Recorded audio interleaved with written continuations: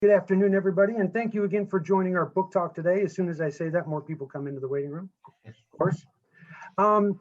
We are going to be speaking with Kevin Maurer today, and he's going to be talking about his newest book, Rock Force. But before we get started there, I'm going to welcome our museum director, Chris Kolakowski, and he has a few remarks that he would like to make before we get started. Chris? Thanks, Eric. Good afternoon, everybody. Thanks for joining us today. And thanks for supporting the Wisconsin Veterans Museum. If you don't know me, I am Chris Kolakowski, the director here of this great institution. And again, thank you for spending your lunchtime with us if you're in Central Time, or your early afternoon if you're in Eastern Time, or your late morning if you're behind us time-wise with us. This is a great story. For those of you who have never been to Corregidor or don't really know the story of Corregidor, there was a tremendous amount of American history that was made there in the first 50 years of the 20th century. And one of the great episodes, I would argue probably the most dramatic episode, certainly in the history of that island, and probably one of the great dramatic stories of the Second World War, was the retaking of Corregidor in February of 1945 by parachute attack. There was only supposed to be a few hundred Japanese defenders. There ended up being about 5,000 Japanese defenders.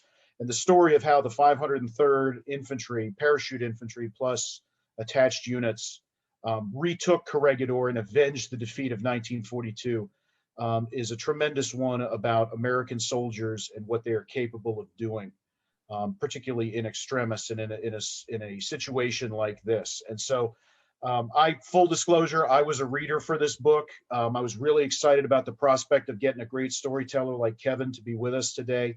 And so I'm just super, super excited to hear his perspective. And I know you all will be as well. I just want to, before turning it back over to Eric to conduct the program, I did just want to say thank you to the Wisconsin Veterans Museum Foundation. Without their great and steadfast support, we wouldn't be able to put on these programs that we do. And we've got a lot more coming up over the next few months. Be sure to check out our website. I think Eric or Mike will put it in the chat for you.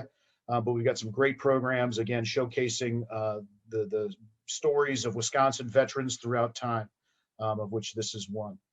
So without further ado, I'll get out of the way. And Eric, do what you do best and take it away. Thank you, Chris. And before we get started, I just want to remind everybody, if you do have any questions for the author, you can put your questions in the chat function on Zoom, and we will present those at the end of the program during the question and answer session. So if you do have questions, please submit them via the chat function, and we'll get those up for the author. Our author today is Kevin Maurer, and he is an award-winning journalist who has covered military operations for nearly 2 decades. He's been embedded with combat troops many times, including with the 82nd Airborne Division during the invasion of Iraq in 2003, and with the Special Forces team in Afghanistan for 10 weeks in 2010. His books include the massively successful No Easy Day, the inside story of the Bin Laden raid, which was co-written with former Navy SEAL Mark Owen.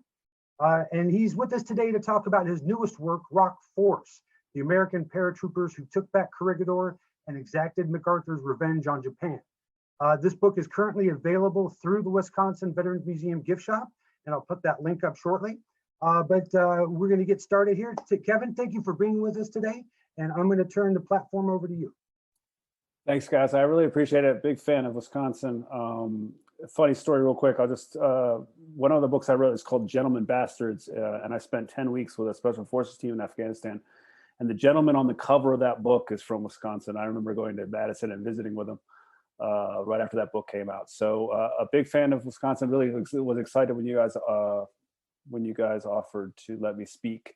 I think we're going to start real quick with a short PowerPoint presentation. I just want to give everybody kind of a quick primer on Corregidor and how and what happened there and sort of why the paratroopers attacked and how they did, so that when we go to talk a little bit more in detail about some of the things in the book, we have a kind of a general knowledge of it. So the first slide, if you want to go to slide 2 right there, the map. Corregidor is a little more than 4 miles in length. It's shaped like a tadpole facing the mouth of Manila Bay. The island's name comes from the Spanish word for magistrate or corrector.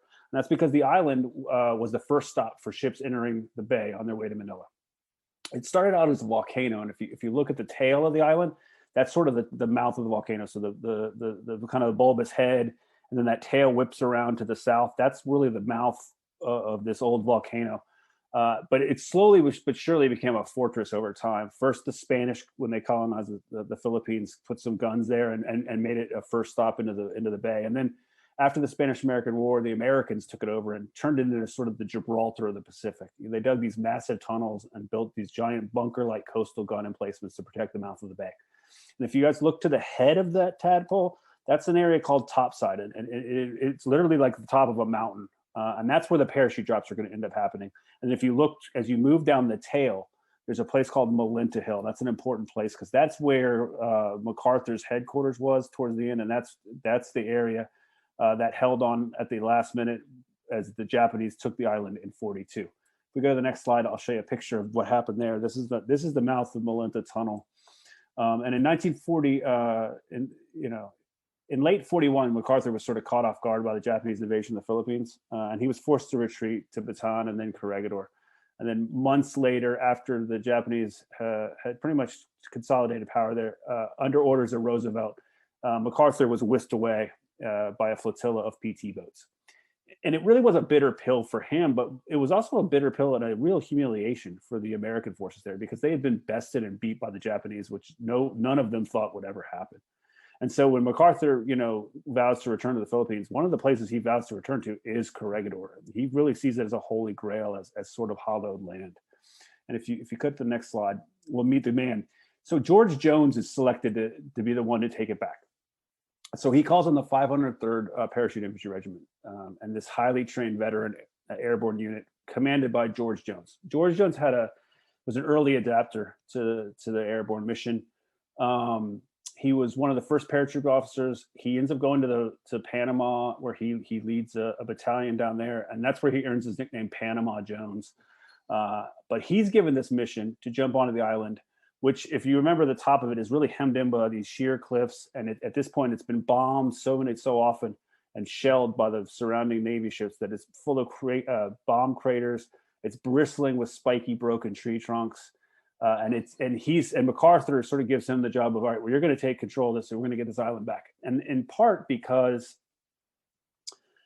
it was a strategic place emotionally, but it was also an important piece of real estate to get, because eventually when they did liberate the Philippines, they needed the Philippines and they needed Manila Bay as a big staging area so they could then move up north towards the actual island of Japan. So they needed to make sure they secured that bay, and getting Corregidor was part of that. One thing I want you guys to remember too is when you think about big airborne drops, we all think of, and I covered the 82nd for a long time here in North Carolina, we think of big fields and lots of planes. But what you're going to find on the plan, which I'm going to show you in a second, when Jones and his staff come up with this plan, we're talking about a very, very small drop zone. And it's because of a real strategic and precise mission that they have to execute. If you go to the next slide, we get a map again. And this map is a little different in that you get to see now Jones's plan. And essentially the plan is this. He arranges for a bomber crew to take him over for reconnaissance. And on one of his passes, he spots two clearings on the top of topside. One is a 9-hole golf course, and the other is the parade field. So he identifies those as possible jump zones. But what he really wants to do is he wants to jump. If you look at the fat part of the tail right there where the cursor just was, that's an airfield. And that's where he really wants to jump because it's flat and it's easy. But that idea is nixed because that would mean he'd have to fight over Malinta Hill, which is what I showed you. It has a massive tunnel complex underneath it, and then fight up this massive hill that is topside. So instead, he's ordered to drop on the golf course and on the parade field. And how he's going to do that is they're going to fly two planes at a time, and they're going to rotate. One's going to rotate clockwise. The other one's going to rotate counterclockwise, and they're going to make two passes, and they're going to jump 6 paratroopers to jump. And they're going to jump from about 300 feet. So it's not much of a jump. It's really just a fall out and land. If you click on the next slide, we get a sense of what this looks like here. This is what topside looked like as they were getting ready to jump. All the white, those are all parachutes. But you can see to the right is the golf course, and to the left is the parade field. And then if you can also see these deep ravines that run down to the water those were all basically controlled by the Japanese, because the Japanese had arrayed themselves to repel an amphibious assault. They weren't really prepared to repel an airborne assault. Next slide, and we see our first paratrooper here. This is what it would look like if we were to jump. And right there is the I think that's the parade field. But that's the jump right there, and the idea was you had to jump early enough because there was a crosswind. So you were really jumping before the drop zone, and then the crosswind would take you into the drop zone. Next slide. This is where we get to something I think is interesting. I've covered modern warfare, but the war in the Pacific was particularly nasty. It's fought in these claustrophobic jungles, often at close quarters, and then both sides offered very little quarter. The American soldiers and sailors and the Marines that fought the Japanese, I think, really hated them, and it was a much deeper hatred than maybe was felt for the Germans in Europe. Paratroopers would use white phosphorus grenades and flamethrowers to burn the Japanese out of these tunnels and these caves. And so much of the battle on Corregidor in particular was fought in these close quarters. There's at least 1 or 2 episodes where trench knives and bayonets were used in actual combat. The need for prisoners got so great, and because they needed intelligence. They didn't really know how many defenders were on the island. The Japanese predicted it was the headquarters predicted 850 Japanese. They find out later at the end of the battle that was close to 6,000, about a little more than 5,000. But they're so desperate to figure out what's going on Corregidor that they offer 3-day passes to anyone who can bring them a prisoner, and they still can't get prisoners. So it's a very, very, very nasty, very deadly battle for both sides. If you click the next slide. One of the things I did, though, on this book, and I'm not a historian, so I'm a reporter, and so what I was chasing was the story. And one of the things I did in this book in particular is I focused really on a couple guys that took part in this battle, a couple men in particular who I thought could tell the story, but could bring a real humanity. And a lot of that was dictated from the fact that I could get unpublished manuscripts from these gentlemen, and so I had a kind of an inner monologue. It was like a long interview that I could use and then piece it together using some of the historical accounts. A couple of the main guys that you need to know if you're going to read this book, or if you've read this book, usually the main guys you met. First one in the middle there with the cigarette and the Thompson is Bill Calhoun. Bill Calhoun is my Dick Winters, if you've read Band of Brothers. He was already a veteran paratrooper. He'd already been awarded a Purple Heart. And by the time at the time of the battle, he is first platoon's leader in F Company.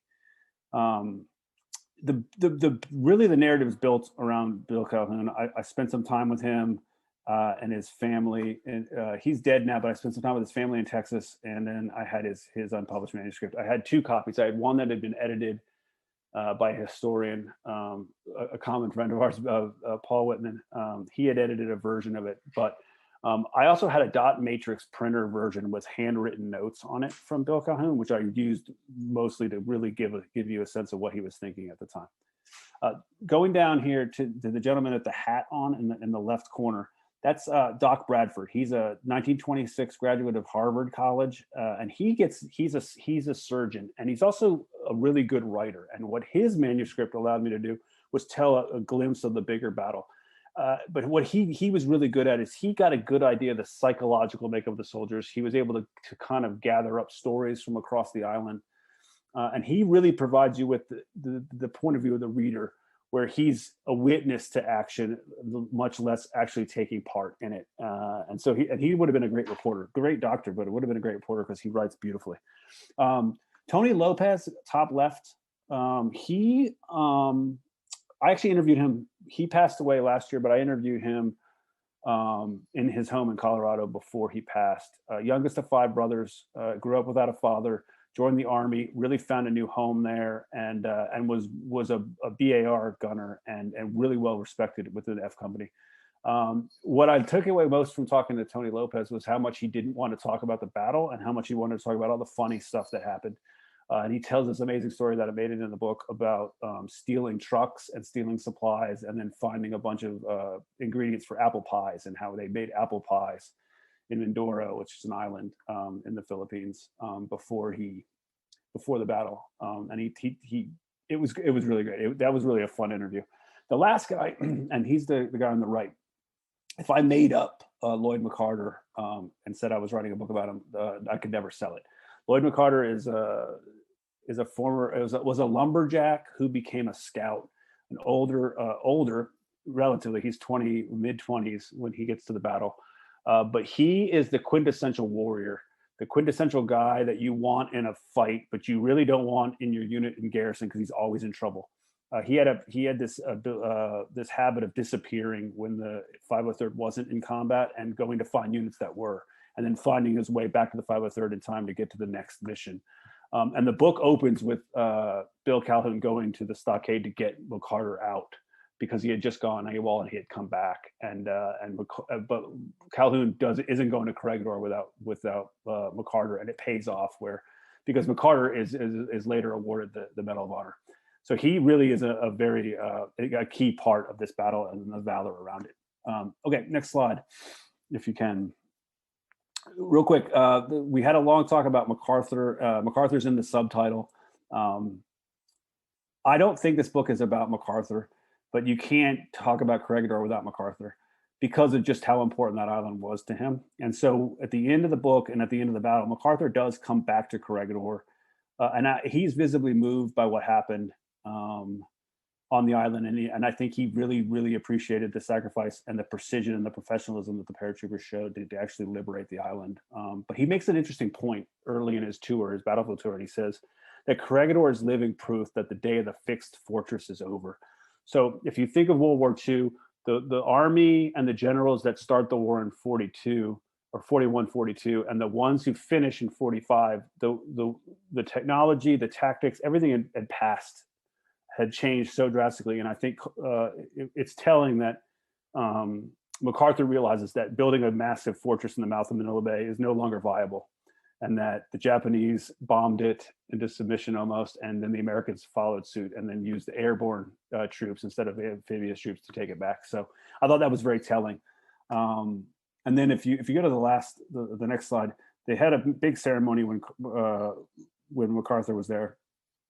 But what's interesting about the ceremony is, they go through all the pomp and circumstance.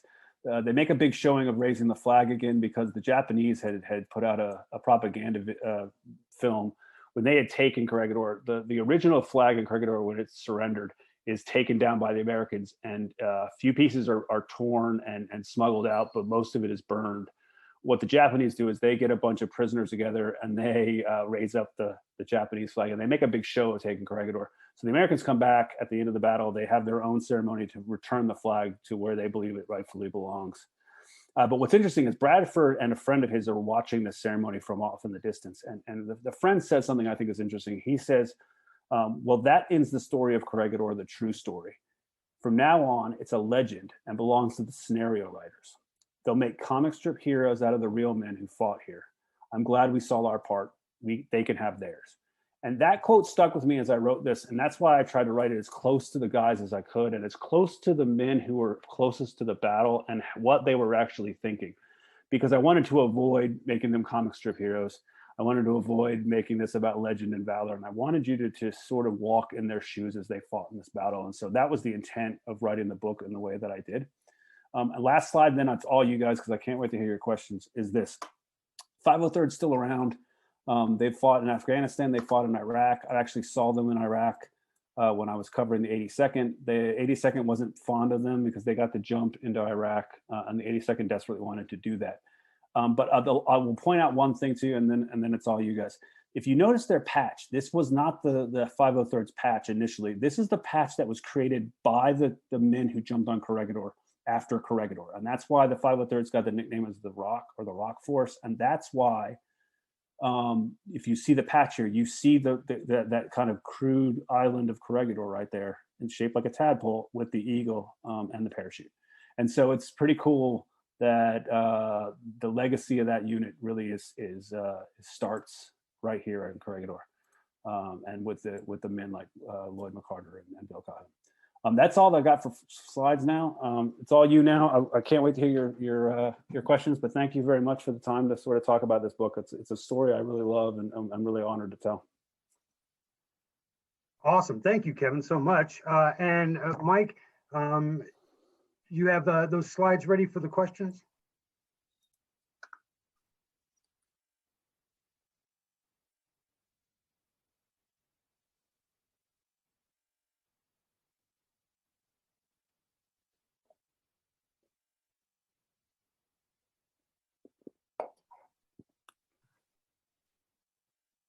Perfect. The first question, Kevin, is during your research, did you find any reasoning for the Japanese to only prepare for a ground assault and not consider the airborne assault?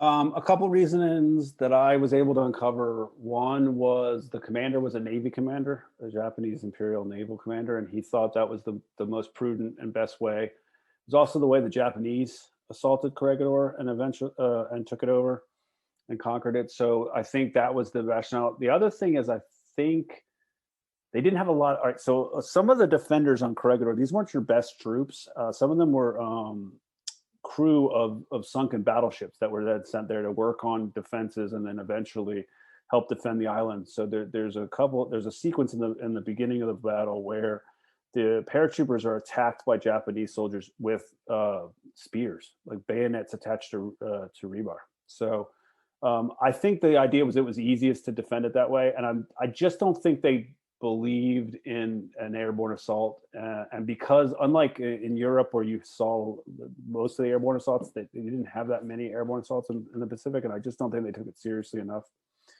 So it did catch them completely by surprise. So surprised, I'll leave you this.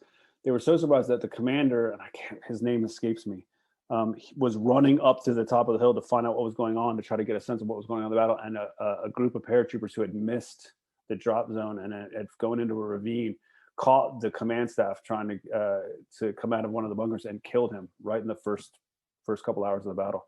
So his second in command, Lieutenant Endo, ends up taking over and leading the Banzai charge later.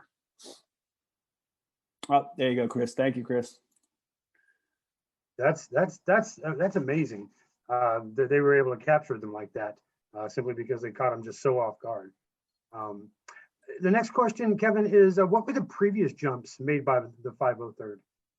They had made two jumps before. One of them was, of course, you're going to make me look up the islands real quick.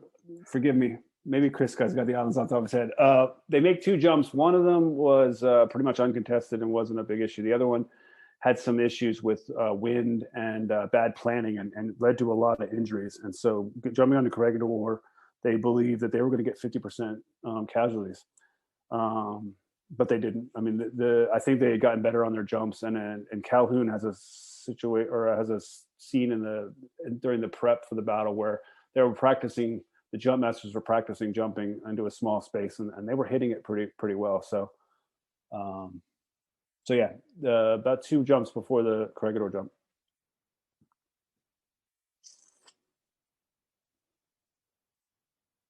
Mike, do we have another question? Do you think of yourself as one of the legacy writers that you spoke about? And if so, what do you think your contribution to the story is? No, I mean, I think there's better historians and there's better military analysts that can do a better job with the legacy of the battle. I think my contribution is more from a journalistic reporter bent and looking more at trying to bring some humanity to the experience through the eyes of the soldiers, and maybe rounding out the battle in that way, so that it's actually Chris was talking about this before, and I think it's a great point. There's a couple of really good books written about this, and one of them was written by this guy named Flanagan, who really does a great job of the military analysis of the battle. He gives you those big muscle movements and why the strategy worked and why they did the things that they did, and I think my book is a companion to that. See, I told you I was going to steal it, Chris. The book is a companion to that because it provides you with what it's like to execute that order. So they can say all they want, hey, we got to go take down that battery. But what was it like to go do it? And what were the guys thinking when they had to do it? And that sort of thing. So I think that's my one contribution, is trying to bring the reader as close to the action and as close to the mindset and the thoughts of the men as I could. So, yeah. Well, since you brought me into this, Kevin, I'm going to exercise director's prerogative and pepper you with a couple of questions, if you don't mind. Please. The first question, I'd be curious because you and I both are familiar with the story. What was the part of the book that jumped out at you the most when you wrote it, or meant the most to you as you wrote it? The bonsai charge. I wanted to call the book A Night of 1,000 Hours because that's how Calhoun describes that night.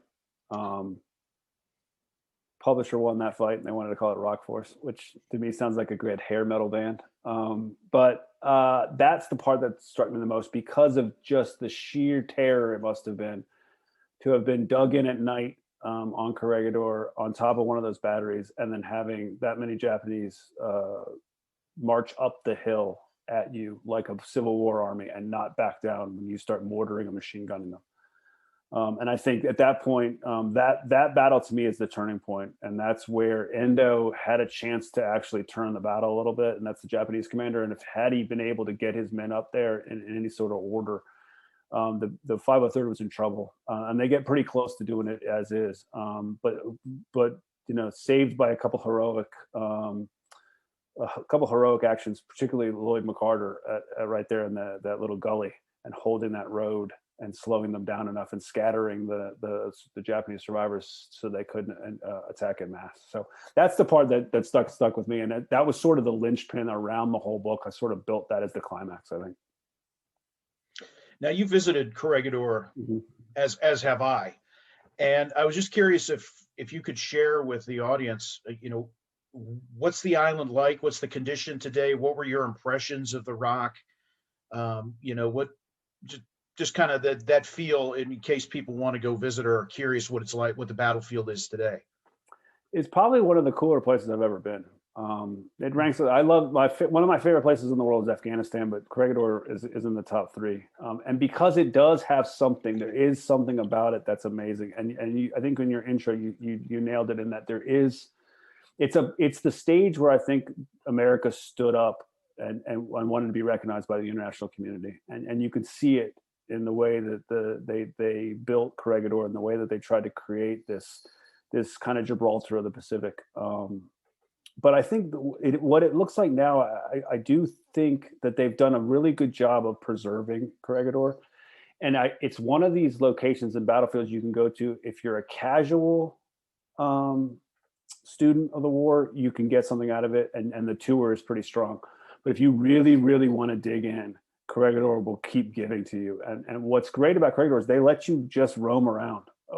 Paul Whitman is a good friend of ours, and he's the leading historian on Corregidor, both this battle and everything around it. And he can lead you through these ravines that are all overgrown now. I mean, it's like Indiana Jones style jungle that you're going through these ravines, and you'll come walking right up on one of these caves or one of these ammo magazines, these concrete ammo magazines, and you can go into them. Like we were all into the guts of these coastal emplacements, and without any trouble. So it really is a hands-on museum that you can experience fully, and it just added so much to the writing of the book doing it, but it also just adds so much to your appreciation of what happened there. I think Mike's got a question. I got a couple more about the island, but we'll come back to. It was extensive. And it's impressive, the tunnels. Malinta Tunnel is amazing. Chris, I'd love to hear what you think of Malinta Tunnel too, because it's a key part of the it's a key part of the tour, but guys like Paul know they've done all kinds of extensive excavation in there and gone way beyond what the tour will show you. Mm-hmm. I did a little bit of going into some tunnels. I went deep into Battery Wheeler. Battery Hearn is where Calhoun repels the bonsai attack, and we went deep into that as well. I think the tunnels were eerie. I didn't like them that much. I didn't like being in them that much, but I did do some of it. But it is extensive and it's deep. And one note on that, and then I'll let Chris kind of fill you in a little bit on what his impressions of Malinta Tunnel. Because Malinta Tunnel is under that little hump I mentioned in the chat, but it spreads out like a fish. It's got like a spine, and then it's got like fish ribs, scale, like that's little rib tunnels that come out, and it's amazing in there. Yeah, I'll let you go. I forgot I had one more point, but I can't remember what it was because I got trapped in Malinta Tunnel. No, but you're right about some of those fortifications. You can still go there today and climb on the batteries. Some of the big guns are still there. It probably went down into some of the same places because I was with Paul and we were looking at the 1942 battle. And I thought I knew what darkness was. And we went down into some of those chambers underneath those batteries, those ammunition places, and turned the lights off. And I have a whole new definition of what darkness is. It was really something. Malinta Tunnel if my memory serves correctly, there was a central shaft that was 200 feet wide or 200 feet long by like 50 or 60 feet wide. And there was a track that ran down the center. And then from off of there were several laterals, as they called it, about 12 to 15 feet wide and ran another 200 feet in every direction. And then from there, several of them split off as well. And you walk through there and the battle damage from 1945 is still there. The Japanese, as you mentioned, turned it into a strong point. And in a couple of cases, you have to crawl over the debris and things like that. It's pretty spooky. And one of the things that struck me is when you consider the activity that was there, both in 1942 when it was MacArthur's headquarters, and in 1945 when it was a battlefield, an underground battlefield. And you walk through today and it's quiet. It is eerily quiet and it's empty. The furnishings are gone. There's still places where they hung bunks, little little things from the wall, little hooks and things like that, so you still get that rust, but it just was I can see why you would find it unsettling because there's an eeriness to being underneath there. And I've been reading about it for years and years and years, ever since I was a teenager, what happened on that island, and be able to stand there was just something else. Kevin, Chris, it looks like we have a few more questions that have come through. Sure. In your research, did you come across the name Arthur W. Sahlstrom? He was a participant's late uncle. Using a photo of his jump wings and a 503rd patch on the memorial at the parade ground. Do you know what company he was in?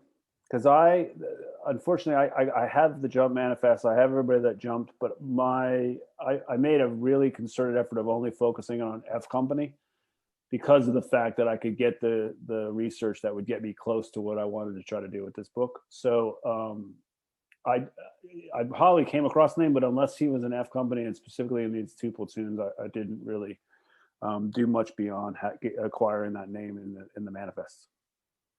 Sorry. The next question: how long did it take to control the island? Well, it's a short battle. 16th to the 26th, so 10 days. That's a 10-day battle. So that's one of the things that was attractive to me too to tell, is that I could get to the battle beginning to end, and you had a kind of a natural story to tell, and it wasn't going to, it's not part of a massive, bigger campaign or anything like that. So, it's a kind of a unique battle too, because it's such a small area to be fighting over, and with that many combatants, it takes on a life of its own. Because the battle doesn't have it's gotten big muscle movements, but after the Banzai assault, it really becomes a search. They're searching for contact. They're trying to make contact every day. They're going into those ravines and trying to sweep out the last of the defenders, and it becomes a slog pretty quickly. And even they never even got everybody too, because I think at the end of the war they find some folks after the surrender that are still sort of holed up in there. So I mean, they never got everybody out. One of the things I tried to get, though, was a Japanese perspective of it. And I was able to get one soldier who wrote about a 5-page, this is what I did in the war. And I was able to get that towards the end to just give you a sense of what the Japanese soldiers were going through. Only because I just wanted to kind of round that story out a little bit. No, that's an excellent perspective to be able to get both sides like that. Yeah. It's difficult in the Pacific War because in most of these islands, the defenders all die. And unless you get good captured documents, or you luck upon one of the few survivors that's willing to talk about it, the Pacific War can be very difficult to tell from both sides. It's very difficult.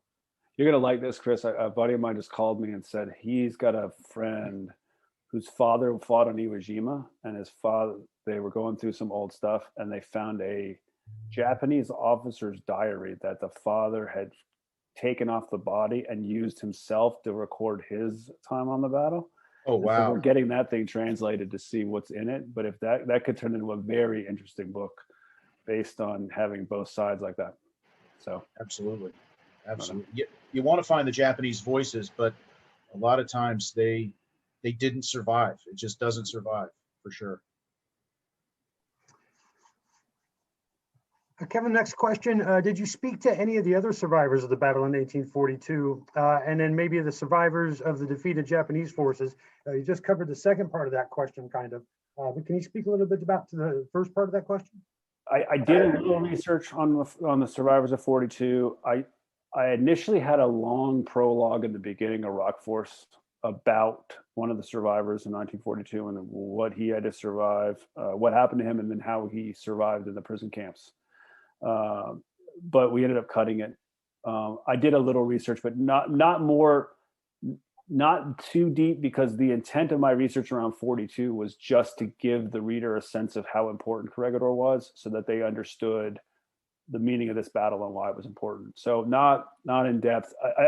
Hanging out with Paul, though, Paul knows all about it, so I got the full thing.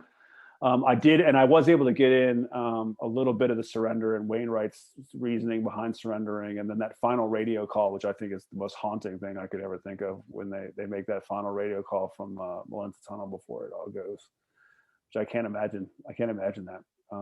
And reading the survivor accounts of knowing you're going to surrender and then having to surrender is, I don't know. It's depressing. I don't know. Is depressing the word, Chris? It's haunting. It's hard to read, and it sticks with you. So yes, it is. By the way, that guy, I don't know if you know the end of that story, or for those of you who may not be from, Irving Strobing was the radio operator when Corregidor surrendered, and they were out of official traffic. And so until they destroyed the transmitters, he just was transmitting over an hour, whatever was kind of coming through his mind. And there was a guy on the other end, they both happened to be from New York City, another guy on the other end in Honolulu. And, he said, well, I got some change in my pocket. How about, here's for the evening. And when I see you, how about a chocolate soda? And Strobing survived 3.5 years of captivity. And after the war was reunited with Sergeant Leppert. And in 1946, they went in New York, in their mutual hometown of New York City, and had a chocolate soda. Yeah, I didn't know that. That's cool. Yeah. That's so cool. It's just it's things like that. It makes it haunting, but also very touching at the same time.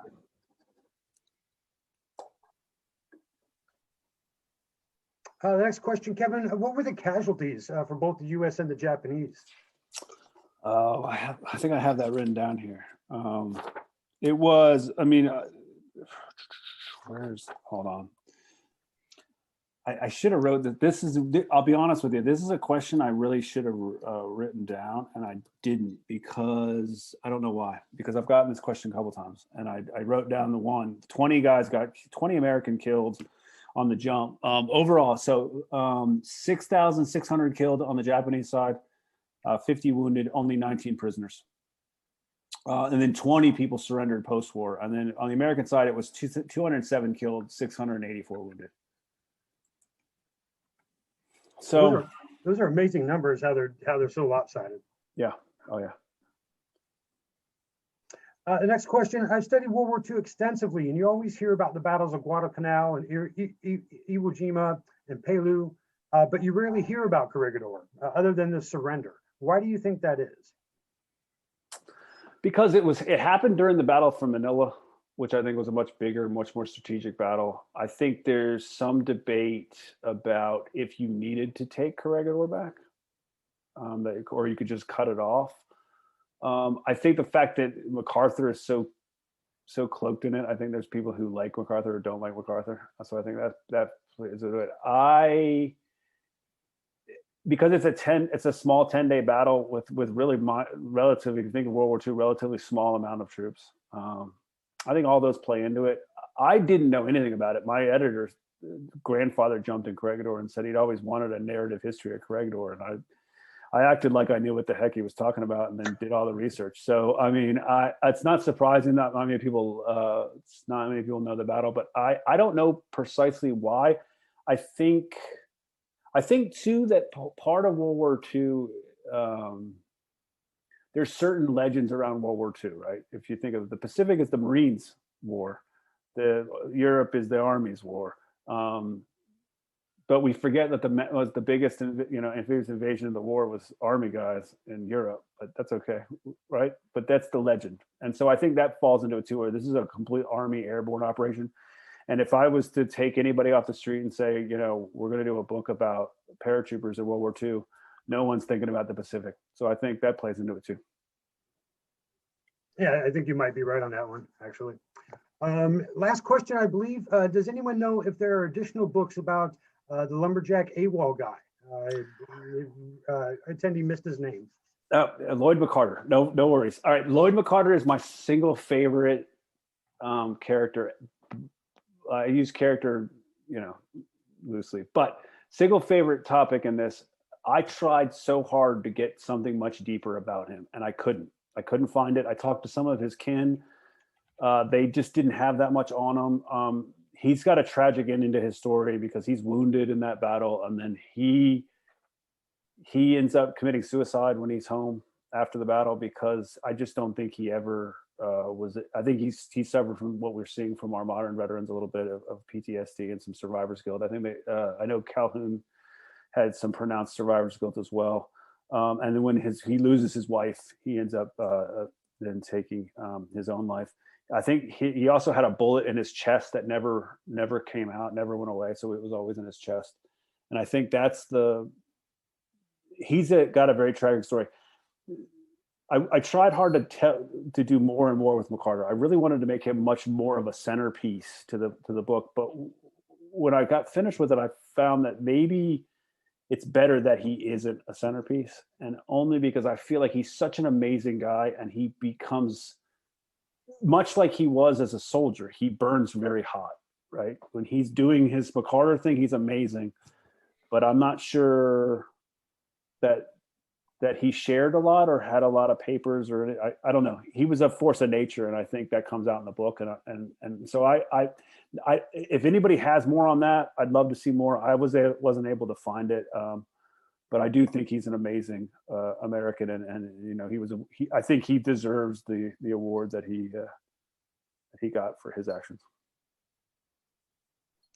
Well, excellent, Kevin. Thank you so much for joining us today. We really appreciated the talk and learning about your book. And I'll put that link for the book back up again in our chat function here.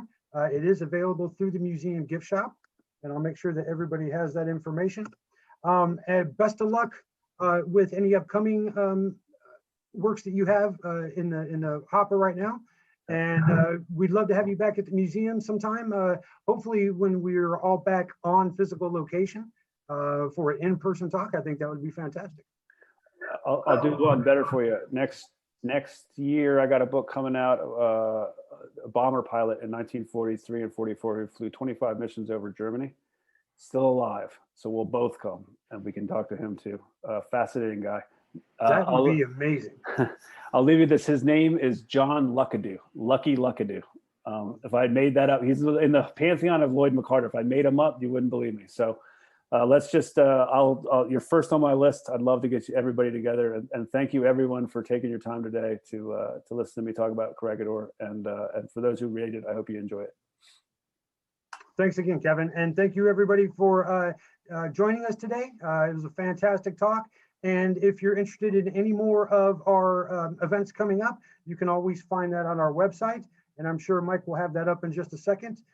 Just a reminder that tomorrow night is movie discussion night, and we're going to be talking about Dr. Strangelove. So if you have any interest in that movie at all, or just movies in general, please join us for that. You can still register for that event. And we look forward to seeing everybody at our upcoming events. Thanks again, and thank you, Kevin, and I hope everybody has a great rest of the week.